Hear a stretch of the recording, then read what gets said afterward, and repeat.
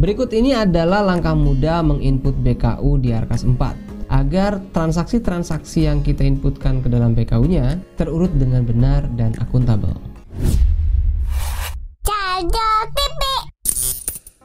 Halo Bapak Ibu, Sobat Arkas, apa kabar? Semoga Anda semua selalu dalam keadaan sehat walafiat. Setelah sebelumnya Bapak Ibu melakukan aktivasi BKU untuk dana BWSP regulernya, maka tahap berikutnya adalah menginput transaksi-transaksinya ke dalam BKU. Nah, di sini saya akan memberitahu beberapa hal yang perlu Bapak Ibu ketahui dan Bapak Ibu lakukan pada saat mengerjakan BKU tersebut, agar semua data yang Bapak Ibu inputkan itu terurut dengan benar dan akuntabel tentunya. Apa saja hal-hal itu dan bagaimana melakukannya? Simak videonya sampai selesai dan mari kita mulai pembahasannya. Oke Bapak Ibu, ada 3 hal yang perlu Bapak Ibu siapkan sebelum Bapak Ibu mengerjakan BKU-nya. Yang pertama adalah dokumen rekening koran. Mengapa kita butuh rekening koran untuk menginput BKU? Nah, rekening koran ini digunakan sebagai referensi jika pada bulan tersebut terdapat transaksi-transaksi seperti transaksi penerimaan dana BWSP-nya, kemudian transaksi penarikan tunai, atau transaksi penyetoran tunai. Untuk transaksi penarikan tunai dan penyetoran tunai, selain dokumen rekening koran, Bapak Ibu juga masih bisa menggunakan dokumen lainnya, seperti slip penarikan tunai atau slip penyetoran tunai dari bank. Yang kedua, dokumen bukti-bukti belanja atau bukti-bukti pembayaran, baik itu nota maupun yang lainnya.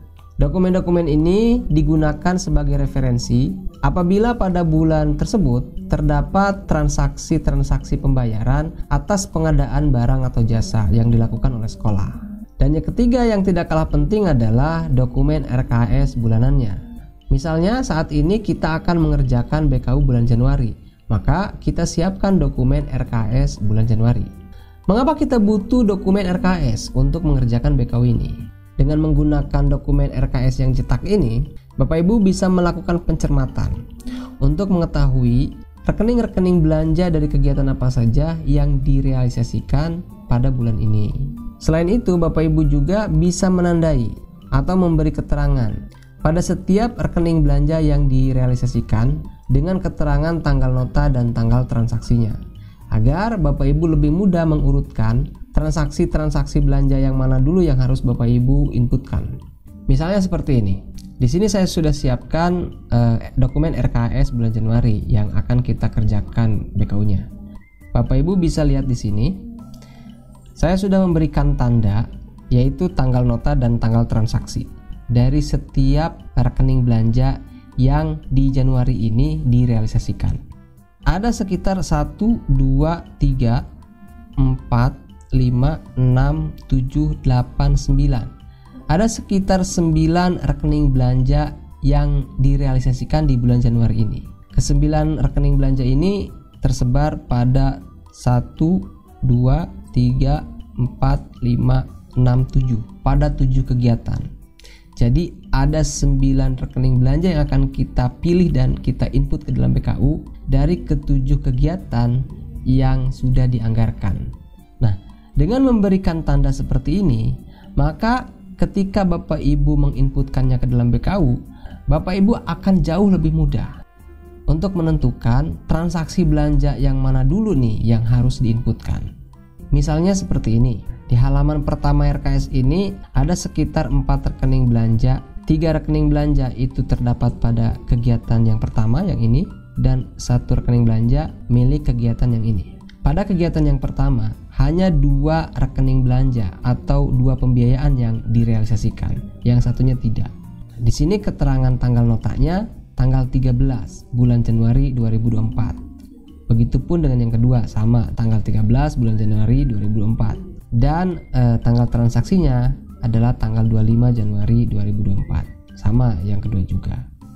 Nah, kemudian di kegiatan yang kedua, pada rekening belanjanya tanggal notanya adalah tanggal 9 Januari 2024 dan tanggal transaksinya adalah tanggal 25 Januari 2024. Dengan kita melakukan penandaan seperti ini dari ketiga contoh pembiayaan yang kita lihat ini, maka kita bisa mengetahui data pembelanjaan mana yang harus kita inputkan terlebih dahulu ke dalam BKU, yaitu yang ini, yang pelaksanaan kegiatannya tanggal 9 Januari, meskipun di tanggal transaksinya itu sama, tanggal 25 Januari.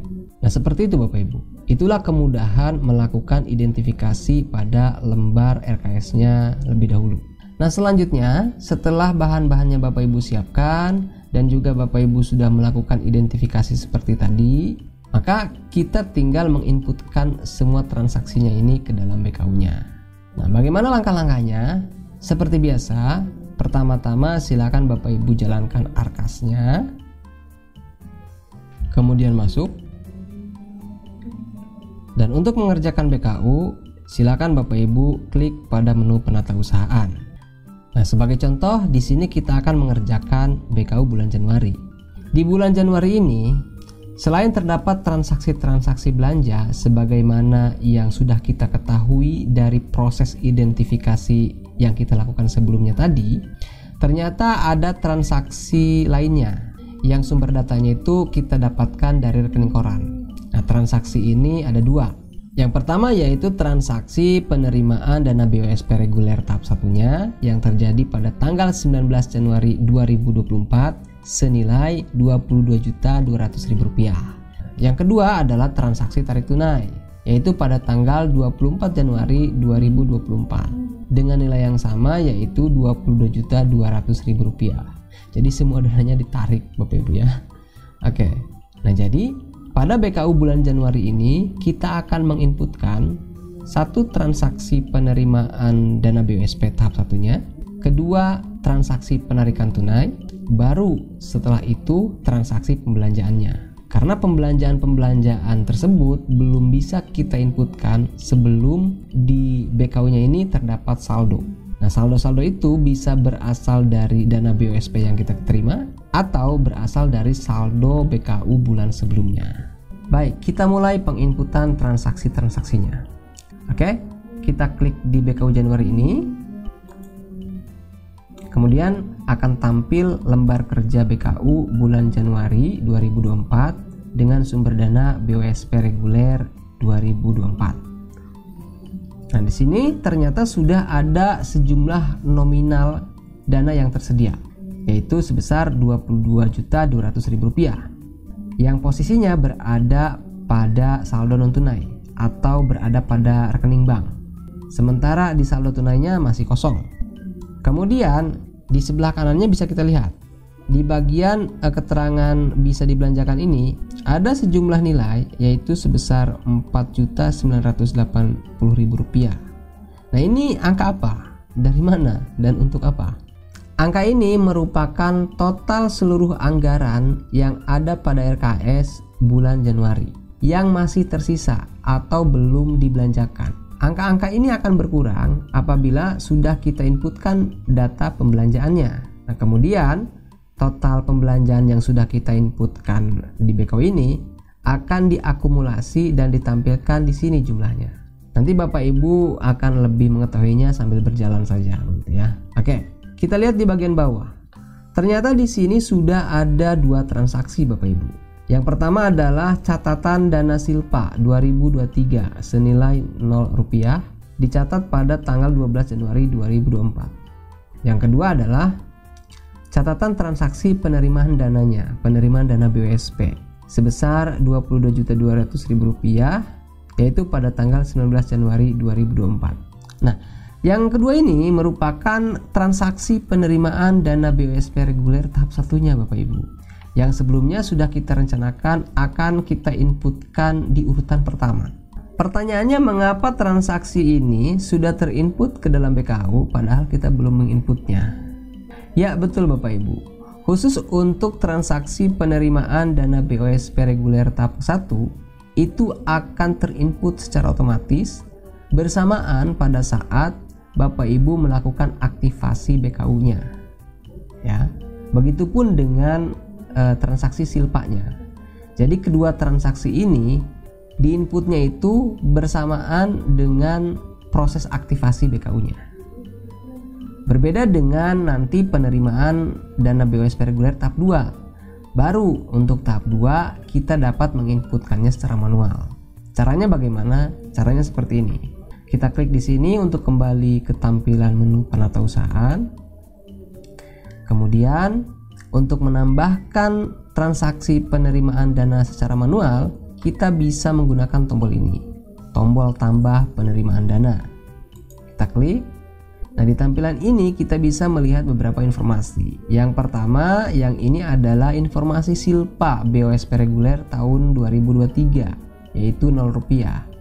Nah, begitupun dengan yang kedua nih. Ini adalah informasi transaksi penerimaan dana BOSP reguler tahap 1-nya, tanggal 19 Januari dengan nominal sebesar Rp22.200.000. Nah, kedua data ini sudah terinput secara otomatis sebagaimana yang kita lihat tadi di dalam BKU.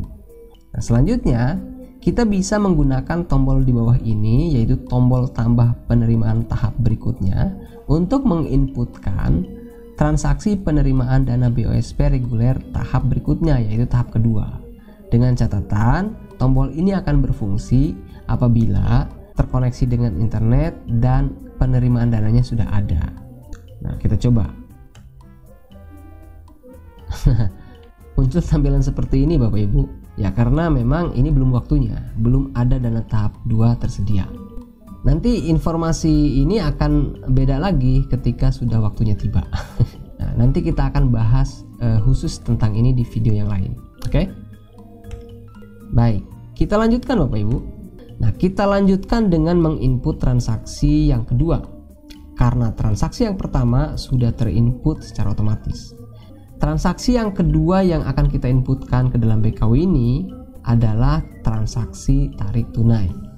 Berdasarkan dokumen rekening koran yang kita sudah siapkan sebelumnya, transaksi tarik tunai ini terjadi atau dilakukan pada tanggal 24 Januari 2024 sebesar Rp22.200.000. Artinya semua dana di saldo non tunai ini ditarik semuanya gitu ya, dipindahkan ke saldo tunai.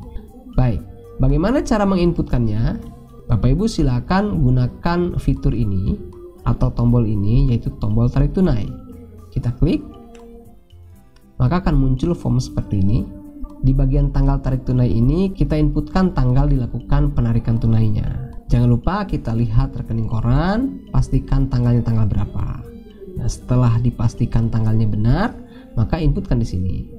Nah, tanggal pelaksanaannya di sini contohnya tanggal 24 Januari tahun 2024. Nah, setelah itu kita isi nominal penarikannya di sini. Kita lihat lagi ke dokumen rekening koran untuk memastikan berapa nominal yang ditariknya agar tidak salah gitu ya. Dari rekening koran tersebut ternyata nominal yang ditariknya itu sebesar Rp22.200.000. Oke. Setelah itu klik tombol simpan. Nah, transaksi penarikan tunainya sudah terinput pada tanggal 24 Januari 2024 sebesar Rp22.200.000. Mungkin ada yang bertanya seperti ini, mengapa kita harus menginputkan transaksi tarik tunai dulu? Kenapa tidak kita inputkan transaksi pembelanjaannya dulu begitu? Alasannya, karena semua transaksi pembelanjaan yang terjadi di bulan Januari ini, pembayarannya dilakukan secara cash, secara tunai semua. Selanjutnya, transaksi-transaksi belanja yang dilakukan secara tunai baru bisa kita inputkan ke dalam BKW ini apabila terdapat sejumlah nominal uang yang cukup pada saldo tunainya. Nominal ini harus cukup untuk membiayai semua transaksi belanja yang akan kita inputkan. Nah, oleh karena itu, makanya transaksi tarik tunai ini kita dahulukan. Baik, kita lanjutkan, yaitu dengan menginputkan transaksi-transaksi belanjanya. Oke, dari hasil pencermatan yang kita lakukan di lembar RKS, kita sudah mengetahui urutannya. Urutan transaksi yang mana dulu yang harus kita inputkan, agar data transaksinya terinput secara kronologis di BKU. Nah, di sini transaksi belanja yang pertama yang harus kita inputkan ke BKU-nya adalah transaksi dari kegiatan pengadaan buku teks utama atau pendamping peserta didik dengan kode rekening belanja 520501010001 yaitu kode rekening belanja modal buku umum. Dengan tanggal transaksi yaitu tanggal 25 Januari 2024 dan tanggal notanya tanggal 9 Januari 2024. Tanggal-tanggal ini dari mana? Tanggal-tanggal ini kita lihat dari bukti-bukti belanja yang sudah kita siapkan sebelumnya. Oke, mari kita inputkan transaksi belanja yang pertama. Tapi kita akan lanjutkan di video part keduanya. Terima kasih sudah menonton sampai selesai. Kita lanjut di part kedua. Tetap di Jaljal TV. Dadah.